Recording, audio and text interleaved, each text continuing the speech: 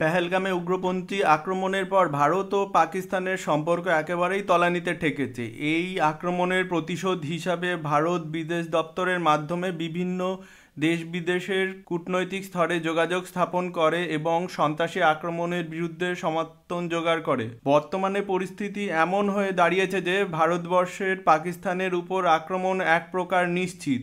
এই রকম অবস্থায় পাকিস্তান এক নতুন রণকৌশল অবলম্বন করে। বর্ডার লাইনে আর্টিলারি গান স্থাপন করার সাথে সাথে তারা লাহোরের জনবসতিপূর্ণ এলাকা ও রাস্তায় Chinese truck mounted SH-15 artillery গান ডিপ্লয় করে।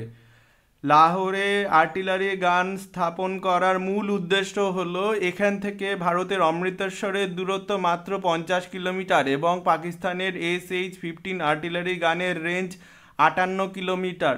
সুতরাং সহজেই তারা লাহোর থেকে অমৃতসরের ওপর আক্রমণ করে ভারতের ক্ষতি করতে পারবে। কিন্তু ভারত যদি প্রতিশোধ হিসাবে এই সমস্ত আর্টিলারি গান লক্ষ্য করে আক্রমণ চালায়, ঘনবসতিপূর্ণ হওয়ার কারণে লাহোরের মানুষের ব্যাপক ক্ষয়ক্ষতি হবে। ঠিক হামাস যেভাবে নিরীহ মানুষের মধ্যে থেকে ইসরায়েলি বাহিনীর ওপর আক্রমণ করে এবং প্রত্যুত্তরে ইসরায়েলি বাহিনীর আক্রমণ সাধারণ মানুষের ব্যাপক ক্ষয়ক্ষতি হয় এবং ইসরায়েলি বাহিনীর এই নিরীহ মানুষের উপর আক্রমণ বিশ্ববাসীর কাছে তুলে ধরে ইসরায়েলকে এক প্রকার কোণঠাসা করতে সক্ষম হয়েছিল এবং পরবর্তীকালে যা যুদ্ধবিরতি স্থাপন করতে বাধ্য করে ইসরায়েলকে।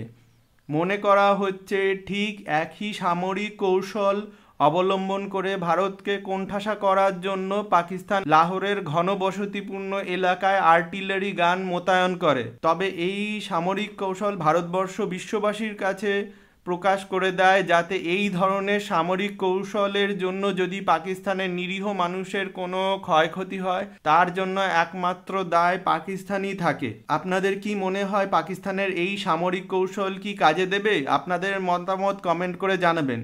ভিডিওটি ভালো লাগলে লাইক করুন এবং এই ধরনের আরও ভিডিও পেতে চ্যানেলটিকে সাবস্ক্রাইব ও ফলো করুন। ধন্যবাদ।